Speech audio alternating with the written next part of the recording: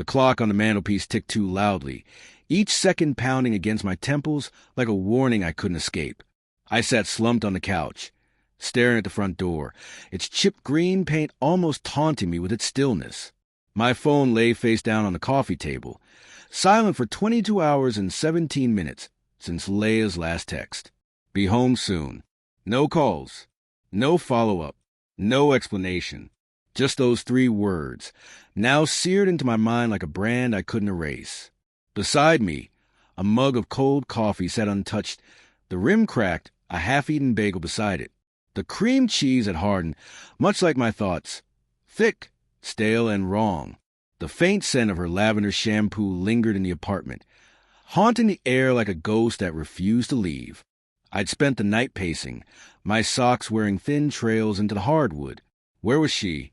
Leia, with that quick, disarming laugh and eyes that could undo me with a glance, had vanished. No argument, no warning, just gone. My mind kept circling the possibilities. An accident, a robbery, something terrible. But darker thoughts began to crawl in, sly and poisonous. What if she wasn't hurt? What if she chose to leave? I checked my phone again. Nothing. Her friends hadn't heard from her either. Their replies clipped and uneasy. Haven't seen her since yesterday morning. Claire had texted. She seemed fine. Fine. That word gnawed at me. Leia had left for work at 7, like always. But when I called her office, they said she called in sick. Sick. Another lie. Small but sharp, like a splinter buried deep. At 9:14 a.m., the key turned in the lock. My heart lurched, relief and dread colliding in my chest. The door swung open, and there she was. Leia, alive, unharmed, her auburn hair tangled, her blouse wrinkled.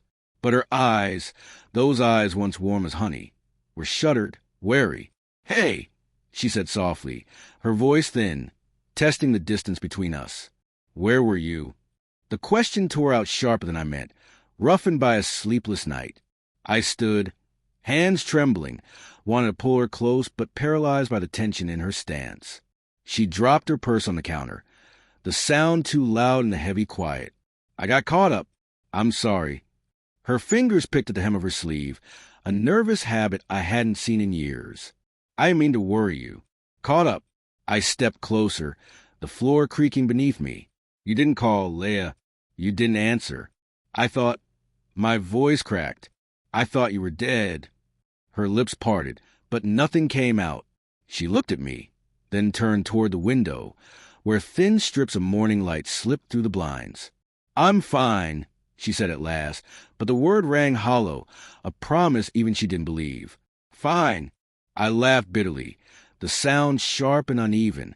"You called in sick to work, Leia. You disappeared for an entire day. And now you're standing here acting like it's nothing." My chest tightened, anger simmering beneath the ache. "Where were you?" "Really?" She flinched, her shoulders curling inward. "I needed space, okay? I just needed to think." Her voice quivered, guilt or defiance. I couldn't tell. She turned away, pouring herself a glass of water, her back becoming a wall between us. "Space." I followed, my voice rising despite myself. "We've been together 5 years. You don't vanish for space. Just tell me the truth." My heartbeat roared in my ears. Every thought another question I wasn't sure I wanted answered. She set the glass down hard, water spilling over the rim. "It's not what you think," she said quickly, her tone almost pleading.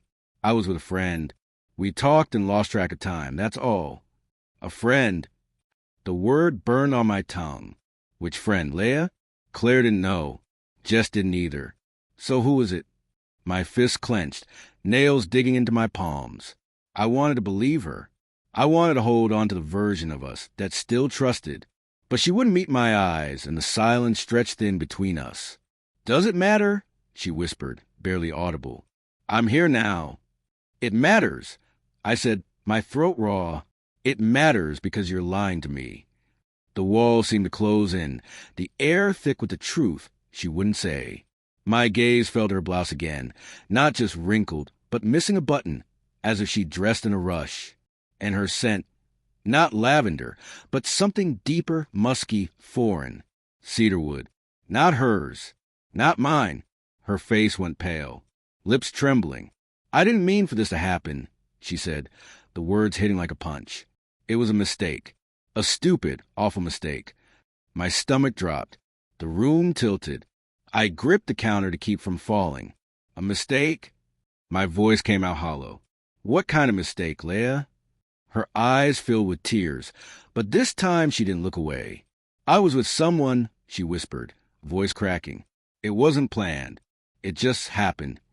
The confession hung between us, jagged and heavy, slicing through every thread that had ever held us together.